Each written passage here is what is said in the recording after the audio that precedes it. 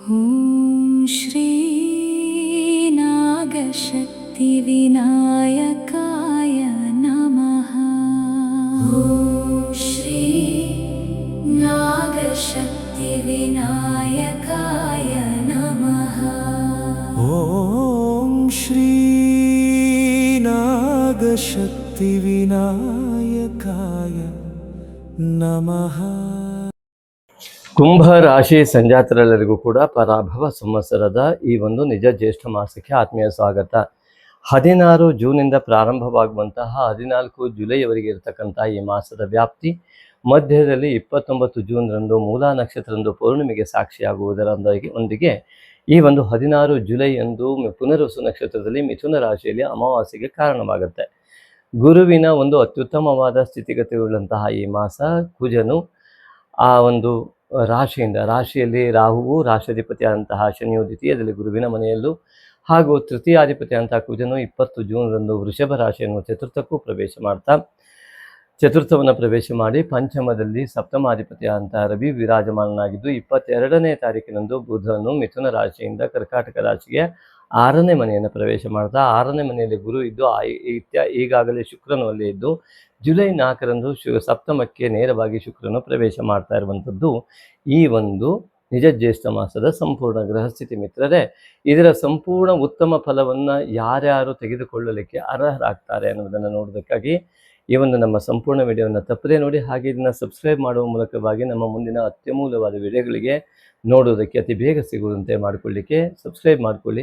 ಅದೇ ರೀತಿಯಾಗಿ ಹೈಪ್ ಮಾಡಿ ಉತ್ತಮವಾದಂತಹ ಅತಿ ಜನರಿಗೆ ಹೆಚ್ಚಿಗೆ ನೆರಕಲ್ಲಿ ಸಿಗುವುದಕ್ಕಾಗಿ ಮತ್ತು ಲೈಕ್ ಮಾಡಿ ಶೇರ್ ಮಾಡುವಂತಹ ಉತ್ತಮ ಮನಸ್ಥಿತಿಯನ್ನು ನೀವು ಹೊಂದಿದ್ದೀರ ಅಂತ ನಮಗೆ ಗೊತ್ತಿದೆ, ಭಾವಿಸ್ತೇವೆ. ನಿಮಗೆ ಧನ್ಯವಾದಗಳು. ಅದೇ ರೀತಿಯಾಗಿ ನಿಮ್ಮ ಸಂಸ್ಕಾರಕ್ಕೆ ತಕ್ಕಂತೆ ಕಾಮೆಂಟ್ ಕೂಡ ನೀವು ಮಾಡ್ತೀರಾ ಅನ್ನೋದು ನಮಗೆ ದೃಢ ನಂಬಿಕೆ ಇದೆ. ಅಂತಹ ಉತ್ತಮ ಸಂಸ್ಕಾರ ನಿಮ್ಮದಾಗಲಿ. ಮುಖ್ಯವಾಗಿ ಈ ಒಂದು ರಾಶಿಯಲ್ಲಿ ಇರ್ತಕ್ಕಂತಹ ರಾಹು ಮೊದಲನೇದಾಗಿ ಕಂಡುಬರುವುದೇ ಈಗಾಗಲೇ ಕುಂಭರಾಶಿಯವರು ಬೇಸತ್ತವರು ಬಹಳ ಜನ ಇದ್ದಾರೆ. ರಾಹುವಿನ ಕೆಟ್ಟ ಫಲ ಸಿಕ್ಕವರೆಲ್ಲ ತುಂಬ ಕಷ್ಟಪಟ್ಟಿದ್ದಾರೆ. ರಾಹುವಿನ ಉತ್ತಮ ಫಲ ಪಡೆಯುವುದಕ್ಕಾಗಿಯೇ ನಾಗಶಕ್ತಿ ವಿನಾಯಕನ ಆರಾಧನೆ ಬೇಕು. ಜಗತ್ತಿನಲ್ಲಿ ಏನಾದರೂ ಒಂದು ಎಲ್ಲ ಗ್ರಹಸ್ಥಿತಿಯ ದೇವತೆಗಳ ಆರಾಧನೆಯ ಸಂಪೂರ್ಣ ಫಲ ಸಿಗುವ ಒಂದು ಪೂಜೆ ಇದ್ದರೆ ಅದು ನಾಗಶಕ್ತಿ ವಿನಾಯಕನ ಪೂಜಾರಾಧನೆ. ಮಾನಸಿಕವಾಗಿ ಮಾಡುವುದರಿಂದಲೇ, ಮನಸ್ಸಿಟ್ಟು ಮಾಡುವುದರಿಂದಲೇ ಅದು ಅತಿ ಹೆಚ್ಚಿನ ಫಲ ಕೊಡುವುದಲ್ಲದೆ ಮನಸ್ಸಿನಲ್ಲಿಯೇ ಮಾಡುವುದರಿಂದ ಇನ್ನೂ 100ಕ್ಕೆ 200ರಷ್ಟು ಫಲವನ್ನು ಕೊಡಬಲ್ಲದು. ಚಿತ್ತಶುದ್ಧಿಯನ್ನು ಉಂಟು ಮಾಡಿ ಪೂರ್ವ ಜನ್ಮದ ಪಾಪಾಂಶಗಳನ್ನು ತೊಳೆದು ಎಲ್ಲ ಗ್ರಹಗಳಿಂದ ಪುಣ್ಯಾಂಶಗಳನ್ನು ವಿತರಿಸುವ ಕೆಲಸ ಮಾಡಬಲ್ಲದು. ಜಗತ್ತಿನಲ್ಲಿ ಏಕೈಕ ಮಾನಸ ಪೂಜೆ ಅತ್ಯಂತ ಪ್ರಭಾವಶಾಲಿಯಾಗಿರುವಂಥದ್ದೇ ನಾಗಶಕ್ತಿ ವಿನಾಯಕ ಪೂಜಾರಾಧನೆ. ಮಿತ್ರರೇ, ಈ ಒಂದು ಶಂಕರಾಚಾರ್ಯಗಳಿಂದ ಹೇಳಿದಂತಹ ಮಾನಸ ಪೂಜೆ ಅತ್ಯಂತ ಯಜ್ಞಾನಾಂ ಜಪ ಯಜ್ಞೋಸ್ಮಿ ಎನ್ನುವ ಹಾಗೆ ಆ ಜಪವು ಮಾನಸವಾಗಿಯೇ ಮಾಡ್ತಕ್ಕಂಥದ್ದು. ಆ ಕೃಷ್ಣ ಭಗವಂತ ಹೇಳಿದಂತೆ ಶಂಕರಾಚಾರ್ಯಗಳು ಹೇಳಿದಂತೆ ಮಾನಸ ಪೂಜೆ ಅತ್ಯಂತ ಶ್ರೇಷ್ಠವಾದ ಫಲವನ್ನು ಕೊಡುತ್ತದೆ. ಆ ಉತ್ತಮವಾದ ಫಲ ನಿಮಗೆ ಲಭ್ಯವಾಗಲಿ.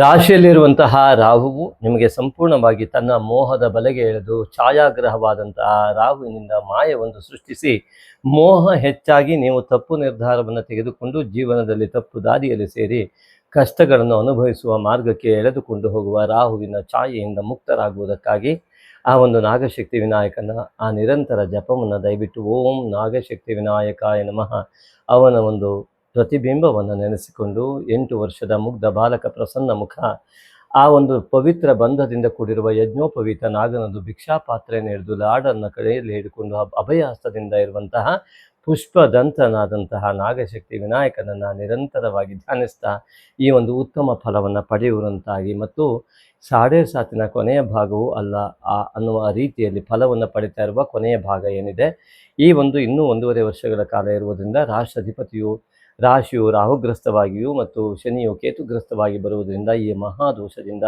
ನೀವು ದೂರವಾಗುವುದಕ್ಕೆ ನಾಗಶಕ್ತಿ ವಿನಾಯಕನ ಆರಾಧನೆ ದಯವಿಟ್ಟು ಮಾಡಿ. ಇದಕ್ಕಾಗಿ ಈಗಾಗಲೇ ಹೇಳಿದಂತೆ ಪೌರ್ಣಿಮೆಯ ದಿವಸ ಮೂಲ ನಕ್ಷತ್ರದಿಂದ ಪೌರ್ಣಿಮೆ ಘಟಿಸ್ತಾ ಇದೆ. ಅವತ್ತು ಕೂಡ ಆ ಪೌರ್ಣಿಮೆಯ ಬಿಂಬದಲ್ಲಿ ಅದೇ ರೀತಿಯಾಗಿ ಹೇಳಿದಂತೆ ಪ್ರತಿ ಹುಣ್ಣಿಮೆ ಮತ್ತು ಅಮಾವಾಸ್ಯೆಯನ್ನು ಮಾಡ್ತಕ್ಕಂತಹ ನಾಗಶಕ್ತಿ ಮೂಲ ಮಂತ್ರ ಹವನ ಶ್ರೀ ನಾಗಶಕ್ತಿ ವಿನಾಯಕ ಪರಿಹಾರ ಧಾಮ ಶಕ್ತಿಧಾಮ ಶಿವಮೊಗ್ಗದಲ್ಲಿ ಮಾಡುವಂತಹ ಇದರಲ್ಲಿ ನಿಮ್ಮ ಹೆಸರನ್ನು ಕಳಿಸುವ ಮೂಲಕ ನಿಮಗೆ ಇಷ್ಟವಾದಂಥ ಹಣವನ್ನು ಪೇ ಮಾಡಿ ಅದನ್ನು ಕಳಿಸುವ ಮೂಲಕವಾಗಿ ಈ ಒಂದು ಯಜ್ಞ ಫಲವನ್ನು ಕೂಡ ಪಡೆಯೋದಕ್ಕೆ ನಿಮಗೆ ಅವಕಾಶ ಇದೆ. ಅದು ಮುಖ್ಯವಾಗಿ ನೀವು ಮಾನಸ ಪೂಜೆಯನ್ನು ದಯವಿಟ್ಟು ಮಾಡಿ. ಯಾವುದೇ ಹಣ ಕೊಡೋದು ಬೇಕಾಗುವುದಿಲ್ಲ.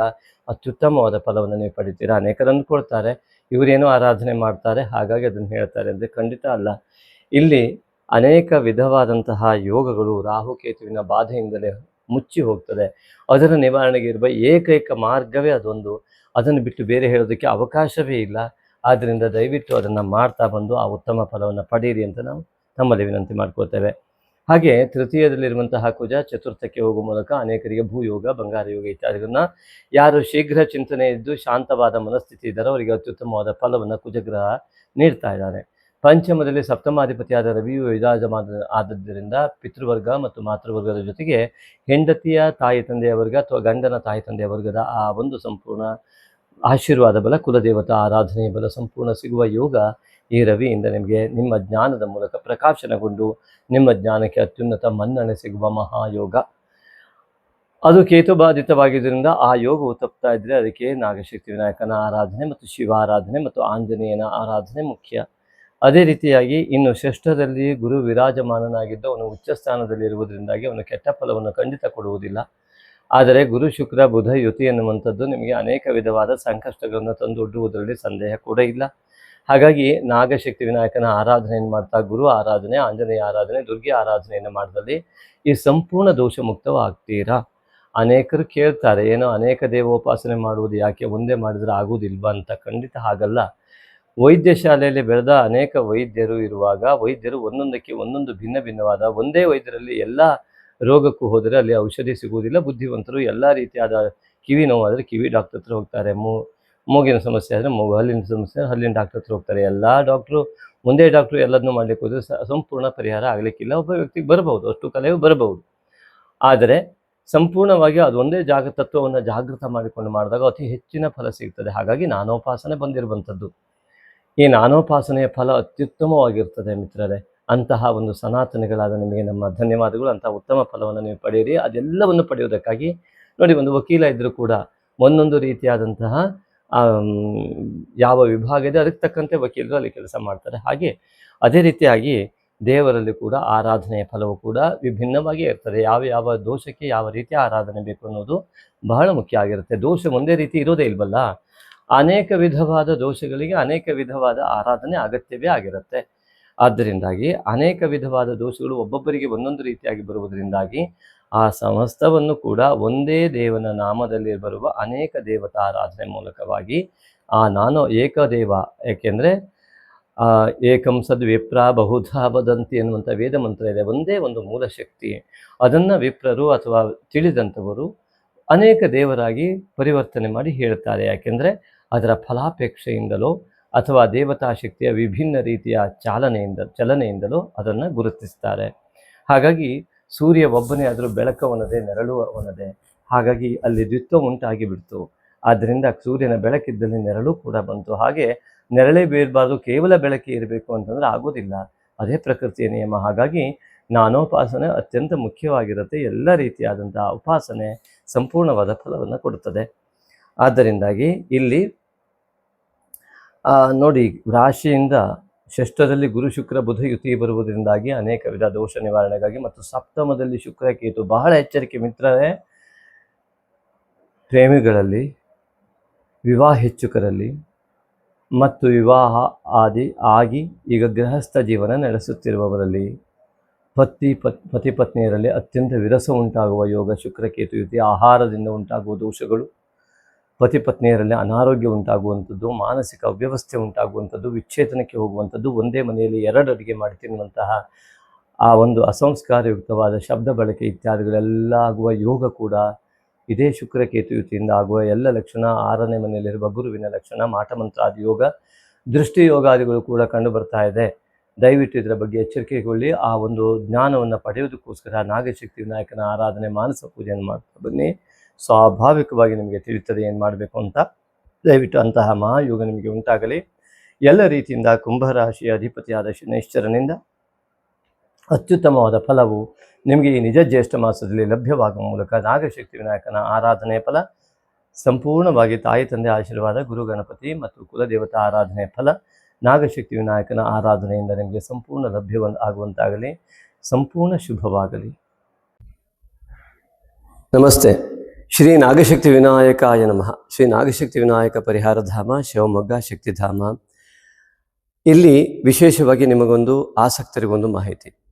ಪ್ರತಿ ಹುಣ್ಣಿಮೆಯೆಂದು ಮಾಡುವ ನಾಗಶಕ್ತಿ ವಿನಾಯಕ ಮೂಲಮಂತ್ರ ಹವನಕ್ಕೆ ಮತ್ತು ಅಮಾವಾಸ್ಯೆಯನ್ನು ಮಾಡುವ ಶ್ರೀ ನಾಗಶಕ್ತಿ ವಿನಾಯಕ ಮೂಲಮಂತ್ರ ಹವನಕ್ಕೆ ತಮಗೆಲ್ಲರಿಗೂ ಕೂಡ ಆತ್ಮೀಯವಾದಂತಹ ಸ್ವಾಗತದೊಂದಿಗೆ ಅವಕಾಶವನ್ನು ಕೊಡ್ತಾ ಇದ್ದೇವೆ.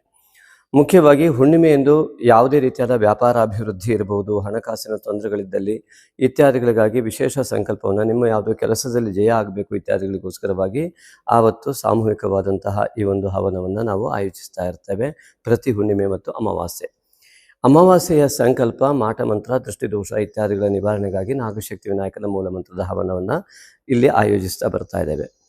ಇದಕ್ಕೆ ಮುಖ್ಯವಾಗಿ ತಮ್ಮ ಪಾಲ್ಗೊಳ್ಳುವಿಕೆ ಹೇಗೆ, ಅದರ ಫಲವನ್ನು ನೀವು ಪಡೆದುಕೊಳ್ಳುವುದು ಹೇಗೆ ಎನ್ನುವುದು ಅತಿ ಸುಲಭವಾದ ಮಾರ್ಗ.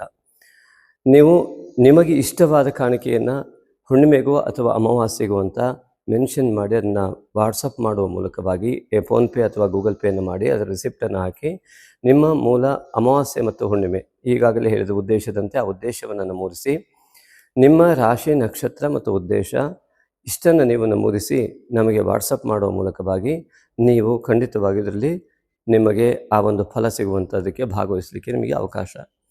ಅದೇ ರೀತಿಯಾಗಿ ಅದರ ಪ್ರಸಾದವನ್ನು ಕೂಡ ತಲುಪಿಸುವಂತಹ ವ್ಯವಸ್ಥೆಯನ್ನು ಕೂಡ ನಾವು ಆದಷ್ಟು ಪ್ರಯತ್ನಪಟ್ಟು ಮಾಡ್ತಾ ಇದ್ದೇವೆ. ಹಾಗಾಗಿ ಅನೇಕರಿಗೆ ಈಗಾಗಲೇ ಆ ಒಂದು ವ್ಯವಸ್ಥೆಯಿಂದ ಅನುಕೂಲ ಆಗಿದೆ. ನಮ್ಮನ್ನು ಸೃಷ್ಟಿಸಿದ ದೇವರಿಗೆ ಋಣಿಯಾಗಿ ದಾನದಲ್ಲೇ ಶ್ರೇಷ್ಠವಾದ ದಾನವಾದ ಸಾತ್ವಿಕ ದಾನವನ್ನು ಮಾಡಲು ಸಹೃದಯ ಆಸಕ್ತ ದಾನಿಗಳಿಗಿದು ಪುಣ್ಯಕಾಲ. ಶ್ರೀ ನಾಗಶಕ್ತಿ ವಿನಾಯಕನ ದೇವಾಲಯ ನಿರ್ಮಾಣಕ್ಕಾಗಿ ಭಕ್ತಿ ಭಾವದಿಂದ ನೀವು ನೀಡುವ ಒಂದೊಂದು ರೂಪಾಯಿಯೂ ನಿಮ್ಮ ಅನೇಕ ತಲೆಮಾರುಗಳವರೆಗೆ ಪುಣ್ಯವನ್ನು ಪ್ರವಹಿಸುವ ದೇಣಿಗೆಯಾಗಿರುವುದು. ಈಗಾಗಲೇ ಶಿವಮೊಗ್ಗದ ಶಕ್ತಿಧಾಮ ಟೌನ್ಶಿಪ್ನಲ್ಲಿ ನಿರ್ಮಾಣ ಹಂತದಲ್ಲಿರುವ ಶ್ರೀ ನಾಗಶಕ್ತಿ ವಿನಾಯಕನ ದೇವಾಲಯಕ್ಕೆ ಸುಮಾರು 1.5 ಕೋಟಿಯಷ್ಟು ನಿರ್ಮಾಣ ವೆಚ್ಚ ತಲುಪಬಹುದೆಂದು ಅಂದಾಜಿಸಿದ್ದು, ದೈವೇಚ್ಛೆಯಂತೆ ಭಕ್ತಿಯುಕ್ತ ಮುಕ್ತ ಮನಸ್ಸಿನಿಂದ 9448507161 ಈ ನಂಬರಿಗೆ ನಿಮಗೆ ದೇವಪ್ರೇರಣೆಯಾದಷ್ಟು ದೇಣಿಗೆಯನ್ನು ಫೋನ್ಪೇ ಅಥವಾ ಗೂಗಲ್ ಪೇ ಮಾಡಿ ರಿಸಿಪ್ಟನ್ನು ವಾಟ್ಸಪ್ ಮಾಡಿ ಟೆಂಪಲ್ ಅಥವಾ ದೇವಾಲಯವೆಂದು ನಮೂದಿಸಿದಲ್ಲಿ ಸೂಕ್ತ ದೇಣಿಗೆಗೆ ವಾಟ್ಸಪ್ನಲ್ಲಿ ರಶೀದಿ ಕಳುಹಿಸಲಾಗುವುದು. ಹೆಚ್ಚಿನ ಮಾಹಿತಿಗಾಗಿ ವಾಟ್ಸಪ್ ಮೂಲಕ ಸಂಪರ್ಕಿಸಬಹುದು.